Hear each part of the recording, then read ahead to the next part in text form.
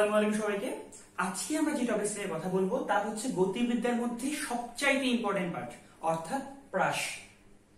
না বুঝলে খাবা বাস, তাই না? যে প্রাস বা প্রক্ষেপক বা প্রজেক্টাইল, তুমি যেটাই বলো না কেন, মিনিং আসলে একটাই।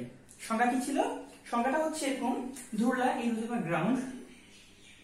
তুমি ভূমি থেকে নির্দিষ্ট লাগবে না, ভূমি থেকে নামালেও হবে, বাট ধরা হয় যেটা যে ভূমি সমান্তরাল থেকে কোন একটা বস্তুকে তির্যক ভাবে উলম্ব তলে নিক্ষেপ করলে ওই বস্তুকে বলা হয়ে থাকে প্রাস। কি বললাম? ভূমি সমান্তরাল থেকে একটি বস্তুকে উলম্ব তলে শূন্যে নিক্ষেপ করলে বস্তুকে বলা হয়ে থাকে প্রাস। অনেকে বলে যে ঘটনাকে বলা হয় প্রাস, অনেকে বলে গতিপথকে বলা হয় প্রাস। অবশ্যই না, মাথায় রাখবা যে বস্তুকে মারা হয় তা প্রাস। ছোট্ট একটা এক্সাম্পল দিই, আমি যদি মার্কারটাকে মারি না, তাহলে মার্কারকে বলা হয় প্রাস। ডাস্টারকে মারলে ডাস্টারকে বলা হয় প্রাস। তাহলে কেন তারা বলে যে প্রাসের বেগ গতিপথকে প্রাস বলে? উল্লম্ব। ঠিক আছে, তাহলে বললাম কি যে বস্তুকে মারবো বস্তুটাকে বলা হয় প্রাস। খেয়াল করে একবার, এক্ষেত্রে কয়েকটা ব্যাপার লক্ষণীয়। তুমি প্রাসটাকে যেই বেগে ঢেলে মারবা ওই বেগটাকে বলা হয় প্রাসের নিক্ষেপ বেগ। আমরা লিখবো ভি নট দ্বারা। এটা কি তোমরা যখন ম্যাথে পড়বা, অঙ্কে পড়বা, তখন দেখবা ইউ দ্বারা। তোমার যেটা ইচ্ছা তুমি ইউজ করো। তোমার নিক্ষেপ কোণকে আমরা ফিজিক্সে পড়বো থিটা নট দ্বারা। এটা কি যখন ম্যাথে পড়বা দেখবা আলফা দ্বারা লিখছে। ওকে, এখন তুমি প্রাসকে যেই তল থেকে মারবা ওই তলে ফিরে আসতে আসতে প্রাসটা ভূমি বরাবর যেই পথটুকু ট্রাভেল করবে। আই রিপিট, প্রাসকে আমরা যেই তল থেকে মারবো ওই তলে ফিরে আসতে আসতে প্রাসটা ভূমি বরাবর যেই পথটুকু ট্রাভেল করবে ওই পথটাকে বলা হয়ে থাকে প্রাসের আনুভূমিক পাল্লা, যাকে আমরা লিখবো ক্যাপিটাল আর দ্বারা। খুব বেশি পাখির কিচিরমিচির শোনা যাচ্ছে, তাই না? যাক, ভালোই। ওকে, প্রাসকে আমরা যেই তল থেকে মারবো ওই তলে ফিরে আসতে আসতে যেই পথটুকু ট্রাভেল করবে একে বলা হবে আনুভূমিক পাল্লা। এবং একই রকম প্রাসকে আমি যেই তল থেকে মারবো ওই তলে ফিরে আসতে যে সময় লাগবে একে বলা হয় পর্যায়কাল বা একে বলা হয় বিচরণকাল। ক্যাপিটাল টি হচ্ছে পর্যায়কাল কিংবা বিচরণকাল। এখন কয়েকটা ব্যাপার আছে, তোমাকে প্রথমে প্রাস নিয়ে এর বৈশিষ্ট্য কি কি, এর ক্যারেক্টারিস্টিক্স গুলো একদম ডিটেইলস জানতে হবে। সো আমরা লিখে ফেলি প্রাসের বৈশিষ্ট্য। টপিকে হেডিং দাও প্রাসের বৈশিষ্ট্য। আমি এখানে লিখি প্রাসের বৈশিষ্ট্য বা ক্যারেক্টারিস্টিক্স। প্রথম বৈশিষ্ট্য বলতো, এই গতিপথটা কয় মাত্রিক? খেয়াল করো, তুমি যেই পয়েন্টে বেগ চিন্তা করো না কেন, বেগটা কিন্তু বাঁকা। বাঁকা মানে কি? একে ভাঙলে আমি এর কিছু অংশ পাবো এক্স অক্ষ বরাবর। খেয়াল করো, আমি যদি ভি নটটাকে ভেঙে ফেলতাম, এটাকে ভেঙে ফেললাম, হ্যাঁ, ধরো এ একটা ভেক্টর ছিল, আমি ভেক্টরকে ভেঙে দুইটা পার্ট করলাম, করা যায় তাই না? আমরা জানি ভেক্টরকে উপাংশে ভাঙা যায়, আমরা ভেক্টর থেকে পড়ে আসছি এগুলা। তাহলে এই ভি নটকে ভেঙে ফেললে এই দিকে পার্ট থাকবে, এই দিকে একটা পার্ট থাকবে। অর্থাৎ কি থাকে? বেগের এক্স অক্ষে ওয়াই অক্ষে উভয় অক্ষেই উপাংশ থাকে। দ্যাটস ওয়াই প্রাসের গতি কি হবে? দ্বিমাত্রিক গতি। প্রাসের গতি হচ্ছে একটা দ্বিমাত্রিক। তবে বলে রাখা ভালো, যদিও গতিটা দ্বিমাত্রিক কিন্তু সর্বোচ্চ উচ্চতার বেগ কি হবে? একদম ভূমি সমান্তরাল হবে। এটা আমরা একদম মাথায় গেঁথে নিব, মাথায় একদম গেঁথে নিব যে প্রাসের সর্বোচ্চ উচ্চতায় বেগ হয় কি? আনুভূমিক, অর্থাৎ বেগ হয় একমাত্রিক। সো লিখে নিও, যদিও বেগটা দ্বিমাত্রিক তবে সর্বোচ্চ উচ্চতায়, আমি ক্যাপিটাল এইচ লিখলাম, সর্বোচ্চ উচ্চতাতে একমাত্রিক। একমাত্রিক, সর্বোচ্চ উচ্চতায় একমাত্রিক। নাম্বার 2 বৈশিষ্ট্য দেখো তো, এই যে প্রাসের যে গতিপথটা, প্রাসের যে গতিপথ মাথায় রাখবো আমরা, এটা কি বলা হয়ে থাকে? বিচরণ পথ। প্রাসের গতির পথকে বলা হয়ে থাকে বিচরণ পথ, বা একেই বলা হয়ে থাকে ট্র্যাজেক্টরি। Trajectory, trajectory.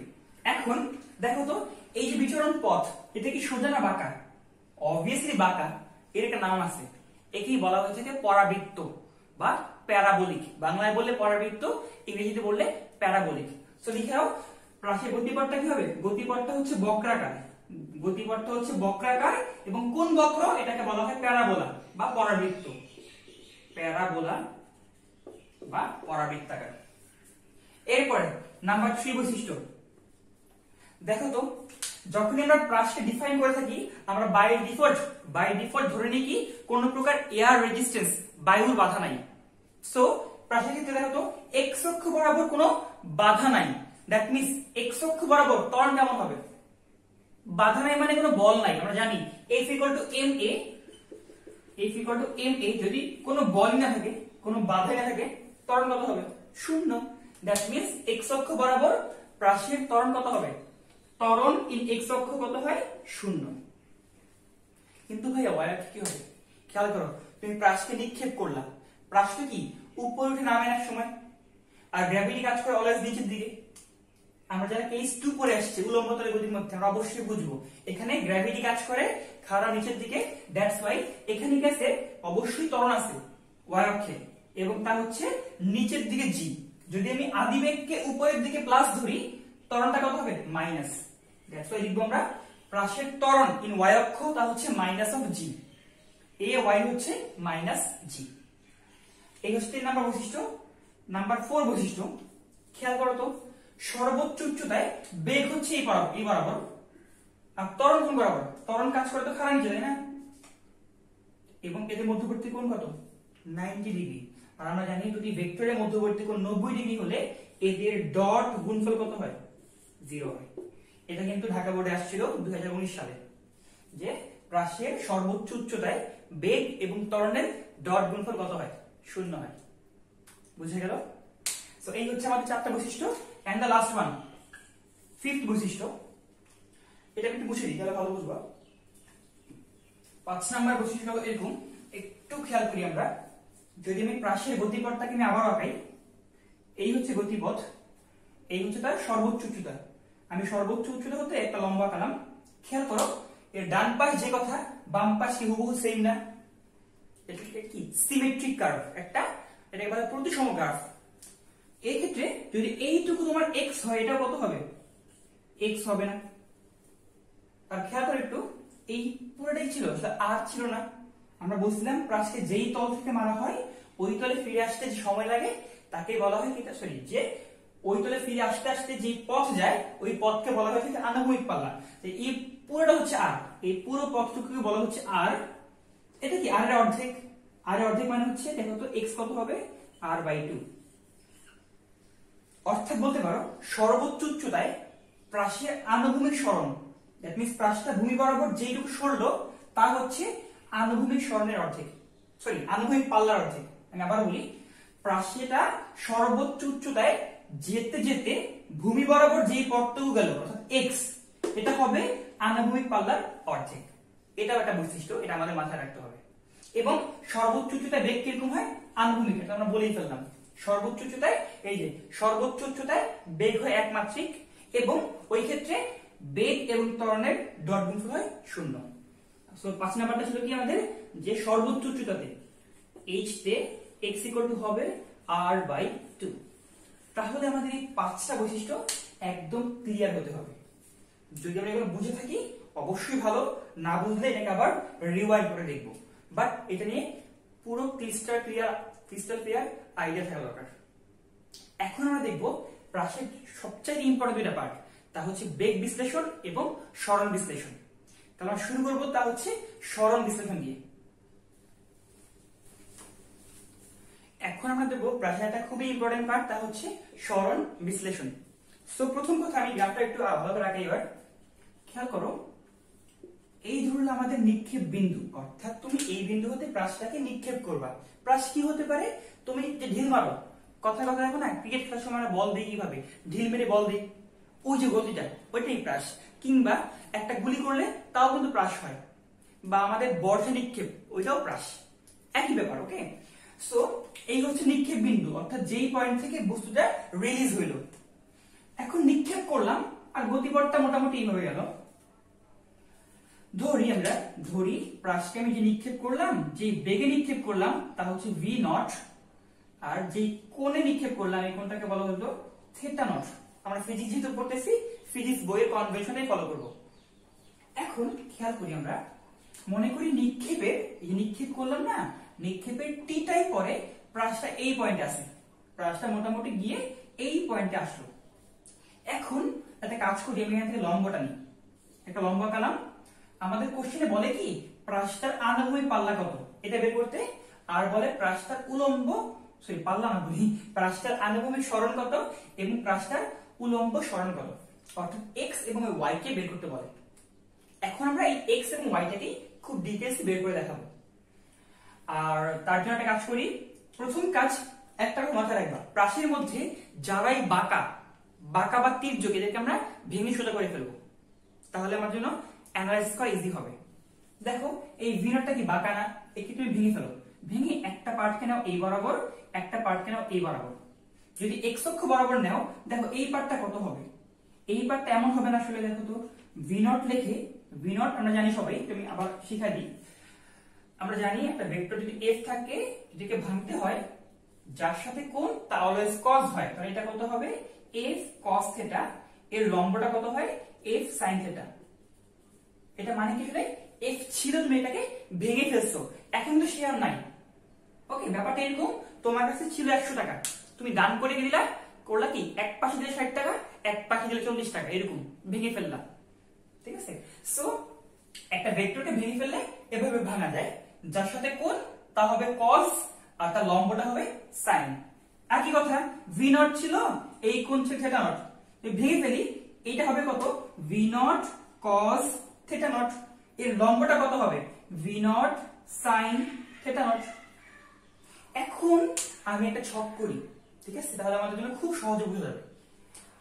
এটা আমার খুব পছন্দের ছক, সো একটু তোমরাও করে ফেলো। হ্যাঁ, এখন দেখো ছকের প্রথমে কি লিখবা, নাম লিখো, এরপর লিখো আডা, আর লিখো উডা। আডা উডা এটা কি, এটা হচ্ছে আনুভূমিক ডাটা, এটা হচ্ছে উলম্ব ডাটা। বুঝা গেল? এখন খেয়াল করো নামের মধ্যে কি কি আসবে। হ্যাঁ, নামের মধ্যে কি কি আসবে, প্রথমেই লিখে ফেলো আদিবেগ, প্রথমেই লিখে ফেলো আদিবেগ, এরপর লিখো তোমার সরণ, তারপর লিখো ত্বরণ, সবার শেষে সরণ, সরি সরণ লিখে বলছি সময়। ঠিক আছে, আর শেষ বেগটা আমরা এখন পড়বো না, কারণ আমরা কি পড়তেছি, আমরা এখন পড়তেছি হচ্ছে সরণ বিশ্লেষণ। ঠিক আছে, আমরা সরণকে ভাগাভাগি করবো। ঠিক আছে, আমাদের শেষ বেগ নিয়ে মাথা কথা নাই, আমাদের ডিসকাশন এখন লাগবে কোনটা, সরণটা লাগবে। সো আদিবেগ, সরণ, ত্বরণ, সময়, আশা করি তোমরা লিখে ফেলছো। এবার দেখো আদিবেগটা কত। হ্যাঁ, এটা হচ্ছে আনুভূমিক বরাবর অর্থাৎ এক্স অক্ষ বরাবর, এটা হচ্ছে উলম্ব বরাবর অর্থাৎ ওয়াই অক্ষ বরাবর। খেয়াল করো এক্স অক্ষ বরাবর আদিবেগ কত V naught cos theta naught না, এটা হচ্ছে V naught cos theta naught. আর এই ওয়াই অক্ষ বরাবর আদিবেগের উপাংশ কত V naught sin theta naught, V naught sin theta naught. তাহলে ওয়াই অক্ষ বরাবর হচ্ছে V naught sin theta naught. তারপর সরণ, এক্স অক্ষে সরণ ছিল এক্স, ওয়াই অক্ষে সরণ ছিল ওয়াই। এরপর আসে ত্বরণ, এটা আমরা যখন ইয়া পড়লাম বৈশিষ্ট্য পড়লাম তখনই দেখে ফেলছি, এক্স অক্ষে ত্বরণ কত থাকে, থাকেই না, তাই 0। আর ওয়াই অক্ষে থাকে কত মাইনাস অফ জি। মাইনাস কেন, উপরের দিকে আমি প্লাস ধরলাম, জি কাজ করে খাড়া নিচে, দ্যাটস ওয়াই মাইনাস। আর লাস্ট সময়, সময় দুই ক্ষেত্রে কি হবে সিম্পলি টি হবে, এটা কোনো বিকল্প নাই বা এক্সটেন্ড নাই আসলে। এবার খেয়াল করো আমরা কি করব। ঠিক আছে, আমাদের চিত্র হতে সব কাজ হয়ে গেছে, এখন তোমার কাজ হচ্ছে যেটা, আমি এটা মুছে দিই। তুমি তোমার একদম basic formula S equals to U T plus half A T square, এই ফর্মুলাকে একবার ইউজ করব এক্স অক্ষে, একবার ইউজ করব আমরা ওয়াই অক্ষে, তাহলে আমাদের সুন্দর করে ফর্মুলাগুলো বের হয়ে যাবে। তাহলে চলো শুরু করি। যদি আমি এক্স অক্ষে ইউজ করি সূত্রগুলোকে, খেয়াল করো এক্স অক্ষে সরণ কত এক্স ইজ ইকুয়ালস টু আদিবেগ ইনটু সময় না, এক্স অক্ষে আদিবেগ কত V naught cos theta naught, V naught cos theta naught. আর সময় ছিল এই দেখো ইউটি না, আদিবেগ ইনটু সময় প্লাস হাফ ইনটু ত্বরণ ইনটু টি স্কয়ার। এক্স অক্ষে ত্বরণ কত 0 না, আর লেখা কিছু আছে 0 হয়ে যাবে। সো আশা করি আমরা এটা বুঝলাম, তাই না? আমি আবার একটু বলি, দেখো s equals to U T plus half A T square, তুমি এখান থেকে দেখে দেখে মানটা বসাও। s বলতে কোনটা এবার x, তারপরে আদিবেগ কোনটা V naught cos theta not, সময় বলতে t, আর ত্বরণ ছিল 0, এটা আর লেখা কিছু নাই। সো এই আমাদের ফার্স্ট ফর্মুলা চলে আসলো প্রাস থেকে। এটাই হচ্ছে প্রাসের ক্ষেত্রে x অক্ষ বরাবর কতটুকু সে সরে। এবার এবার দেখি আমরা ওয়াই অক্ষে কি হয়। সো এই একই ফর্মুলা ফেলাবো আমরা ওয়াই অক্ষে। খেয়াল করে এবার আমরা ওয়াই অক্ষে তাকাই। এই ক্ষেত্রে সরণ কত? ওয়াই না, এই ক্ষেত্রে সরণ ছিল ওয়াই। এরপরে খেয়াল করি আমরা, সরণ ছিল ওয়াই, আদিবেগ কত এবার? V naught sine theta naught, V not sine theta not, মনে করে টিটা লিখো কিন্তু, হ্যাঁ টি কিন্তু আছে, প্লাস হাফ ইন্টু ত্বরণ, ত্বরণ কত? মাইনাস জি না এবার, সো একবারে লিখলে মাইনাস হাফ জি টি স্কোয়ার। এই হচ্ছে তোমার 2 নং ফর্মুলা। তাহলে এই হচ্ছে প্রাসের 1 নাম্বার ফর্মুলা, অর্থাৎ এক্স অক্ষে সরণ বের করা।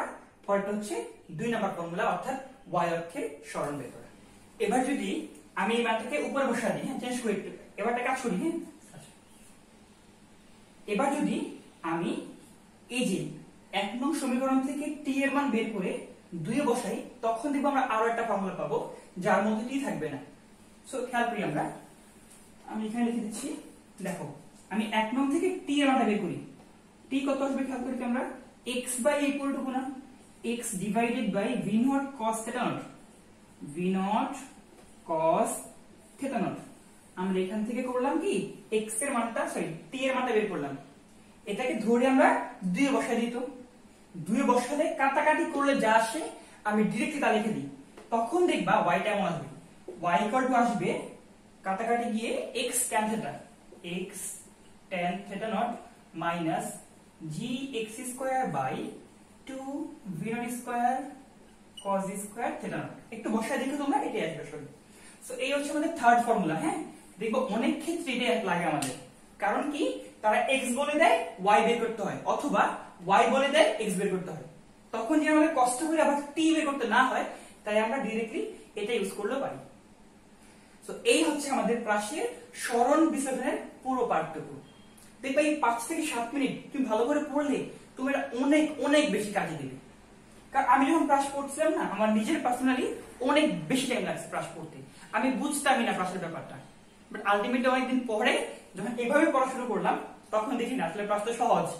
আর প্রাসের সূত্রগুলো কিন্তু খুবই ভাইটাল, তুমি সূত্র না পড়লে তো অঙ্কই পারবা না, তাই না? তাই সূত্রগুলো খুব ভালো করে পড়তে হবে। সো আশা করি আমরা এই পুরো পার্টটা বুঝতে পারলাম। আমরা এরপরে দেখবো হচ্ছে প্রাসের বেগ বিশ্লেষণ। এবার হচ্ছে আমাদের বেগ বিশ্লেষণ। আমি আমাদের এই ছকটাকে অলমোস্ট আগের মতো রাখছি, জাস্ট একটা ফাঁকা করলাম। দেখো আগে ছিল আমাদের সরণ বিশ্লেষণ, তাই আমরা সরণ লিখলাম 2 নম্বরে। এখন আমাদের বেগ বিশ্লেষণ, তাই আমরা এখানে শেষ বেগ লিখব। এটা হচ্ছে শেষ বেগের ঘর, শেষ বেগ। হ্যাঁ এটা একটু পরে আসতেছি, আমি আগে গ্রাফটা চিত্র আঁকা নিই। খেয়াল করো ওই আগের মতোই, এই হচ্ছে আমার নিক্ষেপ বিন্দু। নিক্ষেপ বিন্দু তুমি একটা প্রাসকে নিক্ষেপ করলা, দেন তোমার এই আদিবেগ সাপোজ v নট, নিক্ষেপের টি টাইম পরে মনে করলাম প্রাসটা কোন এক মুহূর্তে এখানে ছিল, তখন এর বেগ কত হবে? এটা আমার কোশ্চেন। নিক্ষেপের টি টাইম পরে প্রাসটা এই পয়েন্টে আছে, তখন এর বেগ কি হবে? বেগ কি হবে আমরা জানি, বেগ হয় স্পর্শক বরাবর। যে কোনো বক্রতল, হ্যাঁ একটা বস্তু যদি কোনটা বাঁকা পথে চলে, তখন যে কোনো মোমেন্টের বেগ হবে ওই বাঁকা পথের স্পর্শক বরাবর। সো এটা হবে কি তার স্পর্শক বরাবর। ধরলাম এইটার শেষ বেগ v। এখন আমরা আগেই বলছিলাম সকল বাঁকা জিনিসকে ভেঙে সোজা করতে হবে, এটা বাঁকা, একে ভেঙে ফেলি, ভেঙে একটা পার্ট এই বরাবর, একটা পার্ট হবে উপরের দিকে, তাই না? সো এটা হচ্ছে vx, উপরেরটা হচ্ছে vy, এটা হচ্ছে vx, উপরে হচ্ছে vy। এবার খেয়াল করো, তাহলে শেষ বেগ যদি বলি x অক্ষে শেষ বেগ কত, দেখলেই বুঝবা তা হচ্ছে vx। আর যদি বলি y অক্ষে শেষ বেগ কত, তা আসলে ছিল vy। এবার তুমি একটু সূত্র ফলো, তুমি এবার সূত্রগুলোকে রিঅ্যারেঞ্জ করে সূত্র ফলো। দেখো সূত্রগুলো কি হবে, আমরা এবার সূত্র ফলাবো আমাদের v u + at। এই আমাদের বেসিক ফর্মুলা, একবার ইউজ করব x অক্ষে, পরে ইউজ করব y অক্ষে। যদি আমি x অক্ষে ইউজ করি, আমরা দেখি x অক্ষে শেষ বেগ কত, vx না? তাহলে x অক্ষে শেষ বেগ vx, এটা হবে আসলে আদিবেগ প্লাস ত্বরণ ইনটু সময়। আদিবেগ কত, v nought cos theta nought, v nought cos theta not plus at, এ তো 0 তাই না, আর লেখা ঠিক করে লেখা এখানে। সো এটা হয়ে গেল আমাদের থার্ড ফর্মুলা বা ফোর্থ, আসলে থার্ড না ফোর্থ ফর্মুলা। এটা হচ্ছে x অক্ষ বরাবর শেষ বেগ। আর খেয়াল করে দেখো সূত্রের মধ্যে কি ছিল, v নট আছে আর নিক্ষেপ কোণটা আছে। এটা কি একবার নিক্ষেপ করে ফেললে তারা কি কনস্ট্যান্ট না? নিক্ষেপ করে ফেললে তারা চেঞ্জ হবে না, অর্থাৎ তারা হচ্ছে হচ্ছে কনস্ট্যান্ট, যদি উভয় কনস্ট্যান্ট vx কি হবে, কনস্ট্যান্টই হবে। দ্যাট মিন্স প্রাসটা যেখানে যায় না কেন এর x অক্ষ বরাবর বেগ থাকবে ধ্রুব, এবং তাই তো আসা উচিত ছিল, কেননা x অক্ষে কোনো ত্বরণ নাই, x অক্ষে ত্বরণ কত 0 না, এটা দেখা উচিত ছিল। এবার আমরা এই সূত্র ফলাবো y অক্ষে। খেয়াল করো y অক্ষে ফলালে শেষ বেগ কত vy, তাহলে vy এটা হচ্ছে y অক্ষের আদিবেগ, লিখো y অক্ষের আদিবেগ কত v0 sin theta not plus ত্বরণ ইনটু সময়, আর ত্বরণ কত -g, তাহলে -g সময় t। দেন এই তো আমাদের সূত্র নাম্বার 5, সূত্র নাম্বার 5 চলে আসছে। কিন্তু জেনারেলি এটা খুব একটা চায় না আসলে, তোমাকে এরকম বলে না x অক্ষের বেগ কত y অক্ষের বেগ কত, ম্যাক্স টাইম বলে কি ওভারঅল বেগ কত। এখন আমি উপরের পার্টটাকে একটু আবার আঁকাই, হ্যাঁ এই পার্টটাকে আমি একটু বড় করে আঁকাই। খেয়াল করো এই ছিল তোমার বেগ, এটাকে ভাঙলে আসছিল vx এবং আসছিল vy। আমি এবার এই vy কে ধরে এটাকে আমি এই পাশে নিয়ে আসি, এটা এমন হয়ে যাবে, এই হচ্ছে vy।